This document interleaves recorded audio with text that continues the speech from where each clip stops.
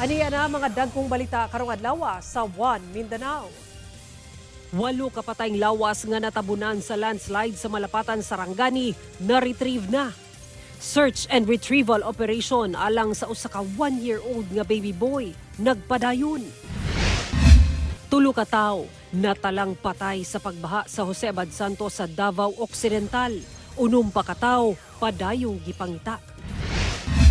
Kanhi NBI Cybercrime Division Chief Attorney Jeremy Lotok misalang isip ikaduhang testigo sa prosekusyon sa nagpadayong impeachment trial ni Vice President Sara Duterte. Pangulong Bongbong Marcos gipangunahan ang inaugurasyon sa Benoni Port Light Craft Landing Station sa Camiguin Island.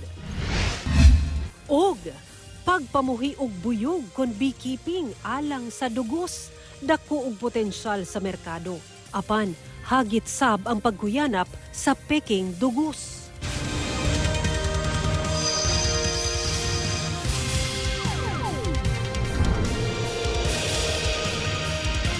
Mayong hapon Mindanao. Ako si Sara Hilomen Velasco.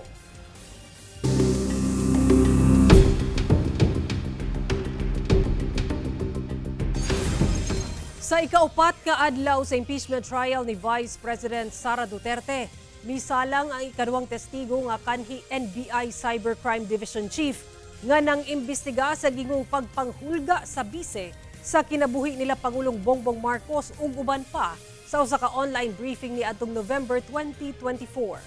Ang detalye sa report ni Argil Relator. Una, misalang ay ikaduhang testigo sa prosekusyon. Gidiskusyonan una sa impeachment court ang request ni NBI Director Attorney Melvin Matibag nga mauna siya ug atubang ugma Martes. Isip testigo kay duna siya itambungan nga summit sa Thailand. Sumala ni Presiding Officer Cheese Escudero, wala pa'y sabpina nga girelease alang kay Matibag aron mo atubang siya sa impeachment court.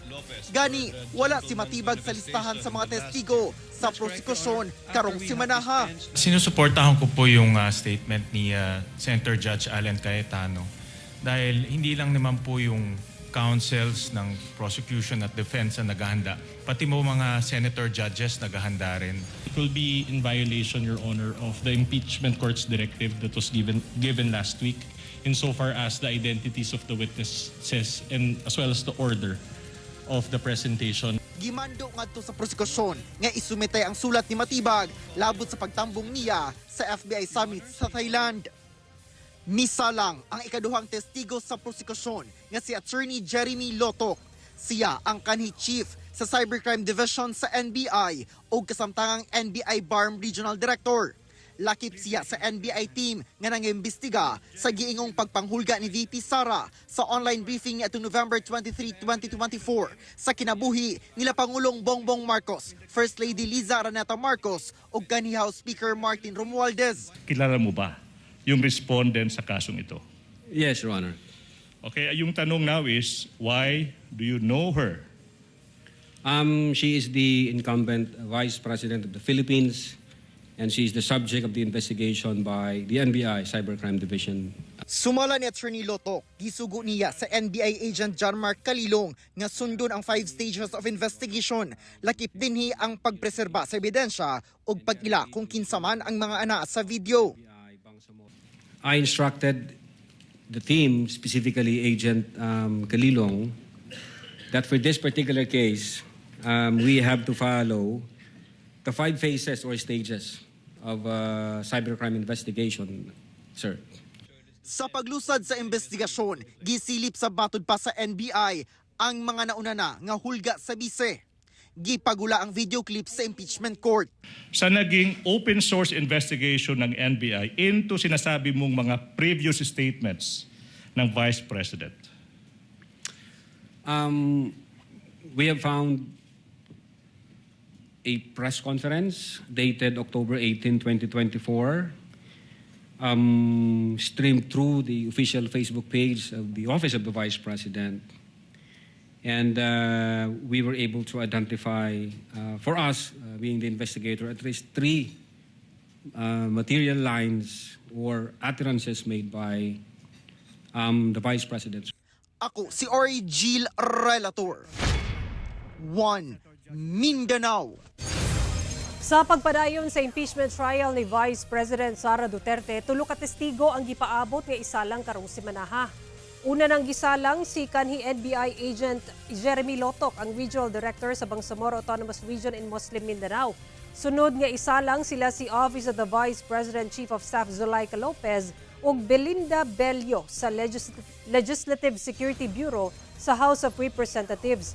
Kini may kalabutan gihapon sa Article 4 of Impeachment nga dunay kalabutan sa pagpanghulga matud pa sa bise. Ila Pangulong Bongbong Marcos, First Lady Liza Araneta Marcos ug kanhi House Speaker Martin Romualdez.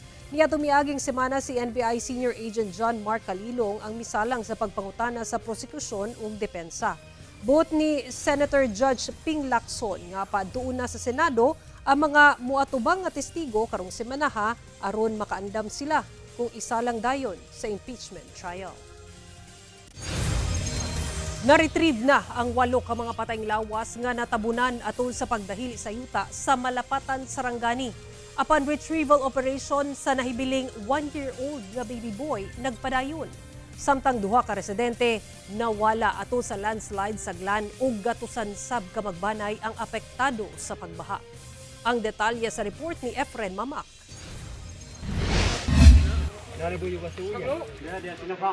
Biyernes sa kadlawon July 10, diyang natabunan sa midahili nga yuta ang napulo ka individual sa duha ka panimalay sa Sitio Fandaw, Barangay Poblasyon sa Malapatan, Sarangani. Ang usa ka biktima na-rescue og nadala sa ospital apan nadeklarang dead on arrival. Apan gumikan sab sa kalayo sa lugar sa sentrong bahin sa lungsod, kinaugmaan pa nakuha ang 8 ka na-retrieve nga patayng lawas gamit ang Black Hawk helicopter sa AFP. Si Jenicel Maladian, igo na lang sa paghilak diyang nakita ang patayng lawas sa iyang amahan, inahan nga buntis ug tulo ka mga igsuon. Yun ang gusto ko, mabuhay sila. Daddy ko, ang gusto ko mabuhay sila. Lahat. Apan ang lola nga si Villa Itorma, malaumon nga makuha sab ang nahibilin niyang 1-year-old nga apo nga lalaki. Bisag bukog lang, karang maplastar na ko pagkabutang sa bata. Kay luoy po idahan mga igsuon malagyo sila. Hinoon, nagpadayon ang search and retrieval operation sa LGU. Maghiram kami ng K9 sa Armed Forces para makita natin yung body ng 1-year-old. Nagpabutsab og pahasubo si Senator Robin Padilla sa mga namatayan. Masakit, mabigat isipin, may pamilya, talaga pong nakakapanghina. Kailangan po natin lumaban. Moral support, pakikiramay, at maramdaman po ng mga tao na ang inyo pong national government ay hindi po kayo nakakalimutan at katulong po namin ang local government. Samtang sa Glan, Sarangani, makita ang paghaguros sa tubig sa suba sa Barangay Mudan adlawng Sabado nga misulod sa kabalayan sa lugar. Gibana-bana ang kapin 450 ka kabalayan ang nadanyos. Sagad niini, nadala sa baha sama sa panimalay ni Julie Magsanay. Mao ni naguba jud among balay kay dako kayong kahoy. Nasudyo diri sa mong sala ni. Ang 56 anyos nga si Anita Tagulan namunit og mga tabla nga nabilin sa baha aron dunay katulgan kauban ang iyang bagong panganak nga anak. Sila lay may makabalo lang namo. Kaya mong balay dito mga ganini akong gipangahakot dito kay wa may kahigdaan. Dunasay pipila ka kabalayan sa kasigbit nga barangay ang gilunupan. Sumala pa ang grabeng pagbaha, gumikan kuno sa artificial dam nga namugna sa bukid, gumikan sa magnitude 7.8 nga linog niadtong June 8. Tungod sa niagi nga linog, naay artificial damming sa babaw gani, murag isa pa lang na ang naabli na buhang. So naapay na nga habilin didto nga pipila ka mga artificial dam nga amo pong gikahadlukan sa pagkakaroon. Sa tala sa PDRRMO, dunapay duha ka residente ang missing sa nitabong landslide sab sa maong lungsod. Magtiayon kini og residente sa barangay E Alegado. Gipangita kini karon sa otoridad. Sumala sa pag-asa. Habagat nga gipakusog sa bagyong Inday ang hinungdan sa pagbaha sa probinsya. Kauban si Gary Balantayog, Bong Vicencio, Efren Mamak. 1 Mindanao. Tulo ang natalang patay sa kalit kapag baha sa Josebad Santos sa Davao Occidental ni atong Biyernes. Atong sayro ng detalye niini sa live report ni John D. Esteban. John D. Yes, Sara, sa karon ginapangita pa ang laing unumpak ka mga residente.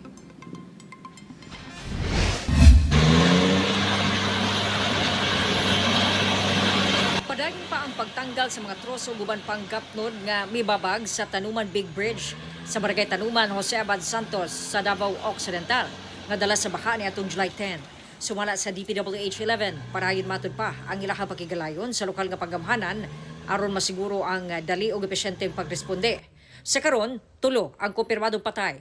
Usa ang samdan, samtang ginapangita pa ang laing 6 ka residente. Ilang araw na din talaga umuulan dito sa Jose Abad Santos. No? But on that particular day, I think 8 hours straight heavy rain.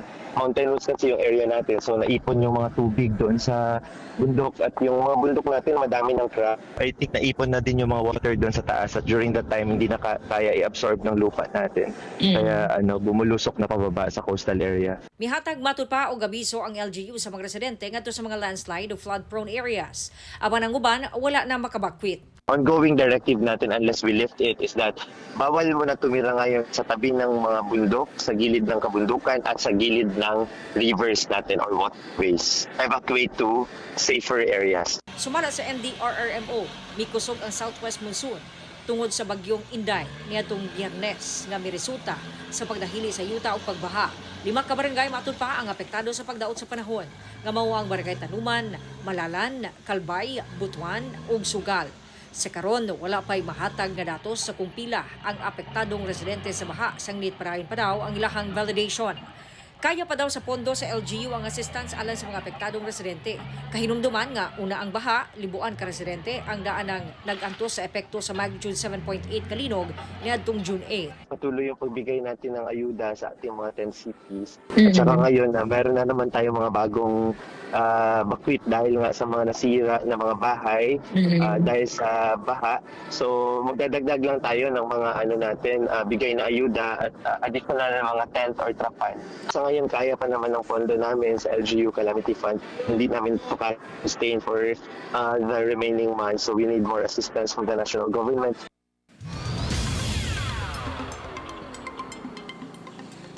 Sara, sa update nga gihatag kanato sa Office of the Civil Defense 11 head nga si Ednar Dayanghirang sa Davao Region, 719 ang apektadong pamilya o 1,319 ka individual gikan na sa Sulup ug Kiblawan, Davao del Sur ug sa Jose Abad Santos, Davao Occidental. Kini tungod sa mas kusog nga habagat tungod ni bagyong Inday. Sara. Okay, daghang salamat, John D. Esteban. State of calamity gideklara sa 4 ka barangay sa LGU Calanoga sa Lanao del Sur human ang nasinating halapad nga pagbaha sa lugar tungod sa epekto sa habagat nga gipakusog sa bagyong Inday sa milabay nga semana. Pinaagi sa usa ka resolusyon gikan sa Sangguniang Bayan, hingpit na nga gideklara ang state of calamity sa 4 ka mga barangay sa lungsod sa Calanogas, Lanao del Sur.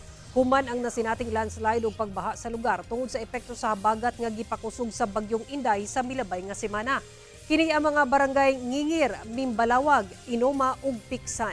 Kahinumduman nga 7 ang namatay sa maong landslide sa lungsod ug pagbaha sa maong lungsod, samtang 4 ang padayon pa nga ginapangita ug pipilasab ang samdan.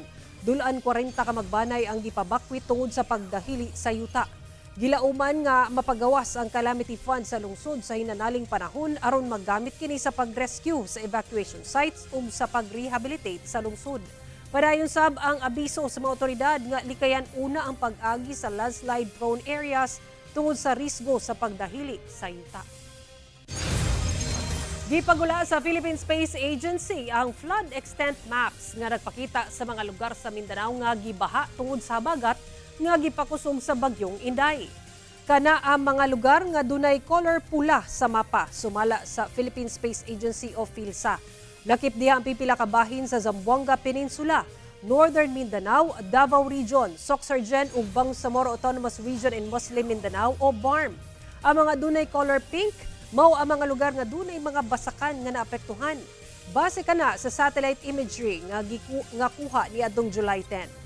Padayong nagamonitor ang PhilSA isip tabang sa pagbantay sa National Disaster Risk Reduction and Management Council sa epekto sa daotang panahon.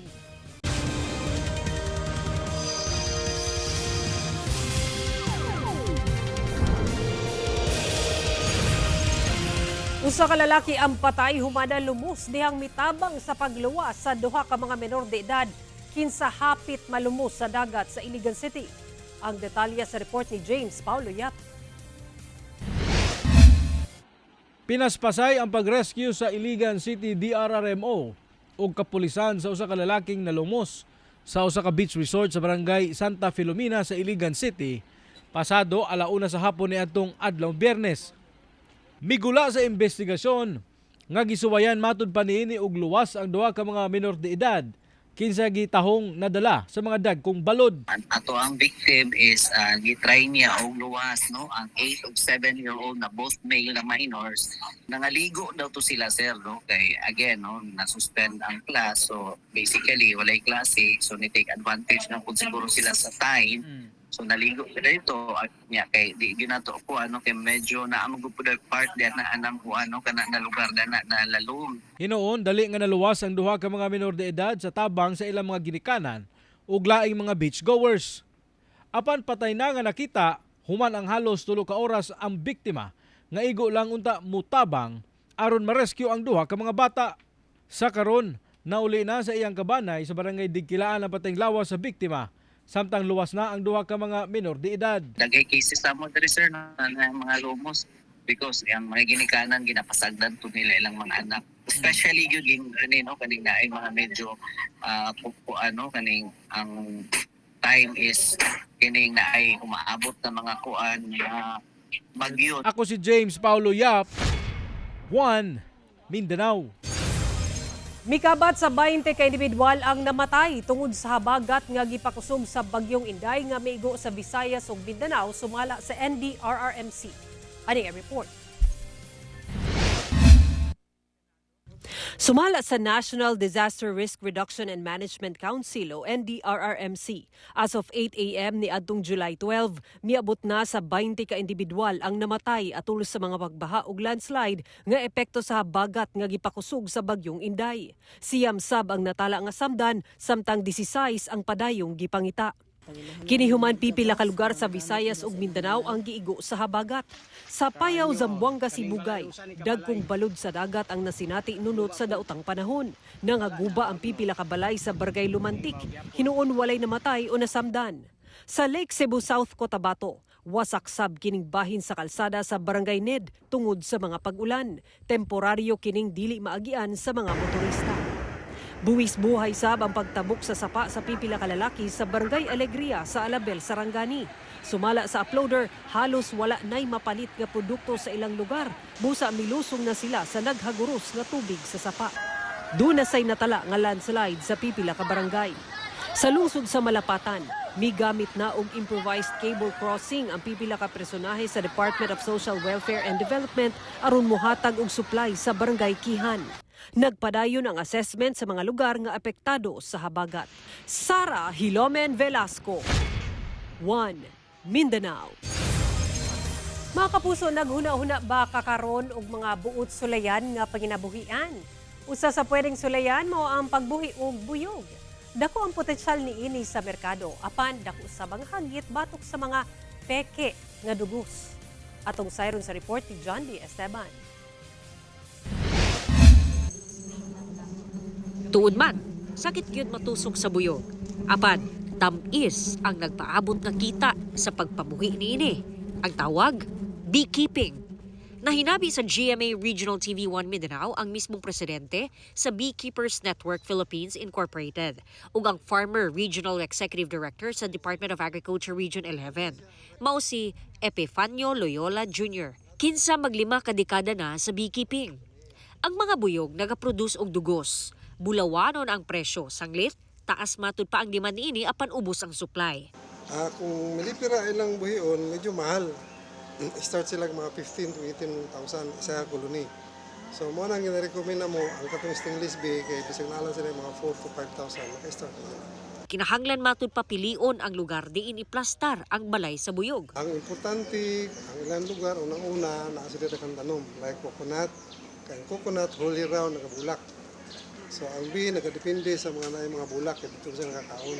Kini sa usa ka frame ang kining mga buyog maka-produce og 3 to 4 kilos sa dugos. Sa usa ka beehive kining nasa kong kilid naana siya sa 8 to 10 frames. So sa usa ka bulan maka-produce sila sa usa ka beehive og 20 kilos nga dugos.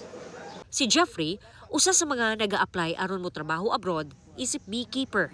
Gibarabra ang anaa sa $12 to $30 matag oras o 720 ngadto sa 1,800 pesos kada oras. Sa Europe, ma'am, is demand siya. Kay ang honey manggod is daghan siya purpose. Pwede siya mahimong sabon, pwede siya mahimo og lipstick, pwede siya mahimong lotion. Sa mga kauban ako nga nana sa gawas karon, especially sa Australia ug Canada, 8 hours siya according sa mga naana dito, pero naapoy time na need pud nila mag overtime. Ang mga buyog, mga gagmayng binuhat apan dako ang natampo sa sektor sa agrikultura pinaagi sa pollination o pagbalhin sa mga pollen aron mapadaghan ang ani sa mga mag-uuma. Pag naa sila na-pollinator ang usa ka farm, makakuha sila increase sa ilang yield 30 to 80% increase sa yield. Ang coconut 60 to 80%. Ang coffee 32 to 34% increase sa yield. Sa mga gulay halos 80%. Mangga halos 100% pa. Usa ka dakong hagit ang giatubang sa industriya. Dili tanang tamis, puro. Nagpasidaan ang Department of Science and Technology, Philippine Nuclear Research Institute, batok sa peke nga dugos. Base sa ilahang pagtuon, 82% sa mga local honey brands nasagulan og asukal o sugar syrup. Tungod sa mga pekeng dugos, kapin 200 million pesos matag tuig ang gibara ang lugi sa lokal nga industriya. Subay sa Philippine National Standard, kinahanglang walay sagol ang dugos nga ginabaligya sa merkado, gawas kung nakabutang kini sa label. Pagpanikas o fraud ang dili pagdeklara sa sagol. Kung wala kini sa label, delikado ang panlawas sa mamalit. Busa, awhag sa otoridad, mupalit lang og rehistradong produkto. Kauban si Bebot Cajes sa kamera, John D. Esteban. 1 Mindanao. Gikalipay sa usa sa lead cast sa GMA Prime series nga The Master Cutter nga si Max Collins sa reunion nila ni Dingdong Dantes sa mga GMA action series. Samtang gipaniguro ni Max nga matuman gihapon ang work-life balance bisan sa iyang busy career. Aning report. Juggling different hats si Max Collins. From being a hands-on mom, entrepreneur, model, ug bida sa The Master Cutter, makuha gihapon daw ni Max ang work-life balance. I try to do my best that day, wherever I am. Nakakabaliw talaga. Nagpapamassage ako. Yun yung malaking tulong. My vice is massage, yeah. Because I have a lot of stress. So, taking care of myself, my health, mentally and physically is very helpful. Bisan sa iyang busy career, ginasiguro gihapon ni Max nga duna siya'y panahon alang sa iyang 5 anyos nga anak nga si Sky. When I'm with Sky, I try to be fully present. Like kapag magkasama kami, sa kanya naman yung attention ko.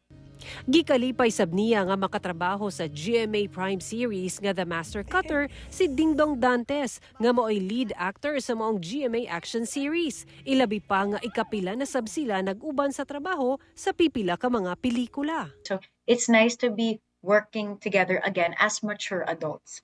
So iba yung atake namin sa mga eksena. They're more it's easier to work with him now. Mas may tiwala kami sa isa't isa sa eksena kasi we know each other's acting styles. Samtang mas daghan pa daw ang angay atangan sa The Master Cutter matagabi sa GMA Prime. Marami pang sikreto ang mabubunyag. Maraming marireveal. And lalo na kay Audrey pa lang kasi si Audrey talaga, she's on the search for the truth. And when the truth unfolds, wow, there's so many revelations to come. Mailhan na sab daw ang palaban nga karakter nga gibidahan ni Max nga si Audrey ug mapasabak na sab sa aksyon si Max. I'm excited about that. I've been training for action stuff since like matagal na. So baka ngayon magka-moment na. Sara Hilomen Velasco, 1 Mindanao. Mga kapuso, nagpadayon ng nationwide promo sa inyong kapusong estasyon, ang Kapuso Big Time Panalo Season 5. Over 6 million pesos worth of prizes ang nagatang sa lucky winners. Sa yun lang ang pag-apil, palit lang og participating brands ug ilakip ang inyong contact details sa inyong entries. Ihulog kini sa drop boxes nationwide. Dunay chance ang makadaog og up to 2 million pesos sa matag entry ug pwede sa makadaog og libo-libong cash prizes matag adlaw kada semana. Mulungtad ang promo period kutob August 7. Magbantay sa fake news, fake Facebook accounts o scam text. Tutok lang sa GMA o mobisita sa official Facebook page ug microsite sa GMA Promos alang sa complete mechanics and announcements.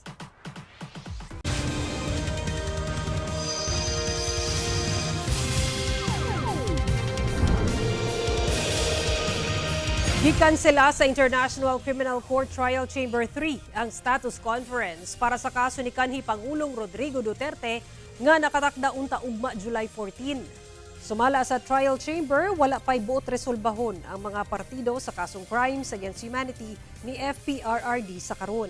Base sa ulahing status conference ni adtong June 23, dunay nakaschedule pang status conferences sa September 7, October 13 ug November 2. Una na sab giingon sa ICC Trial Chamber 3 nga gilauman nilang moatubang sa ila si FPRRD sa Setyembre kung walay makit-ang issue sa iyang kahintang sa panglawas.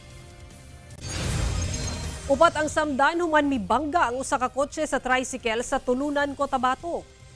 Nahulikam ang panagbangga sa kotse ug tricycle sa National Highway sa Barangay New Esperanza sa Tulunan, Cotabato.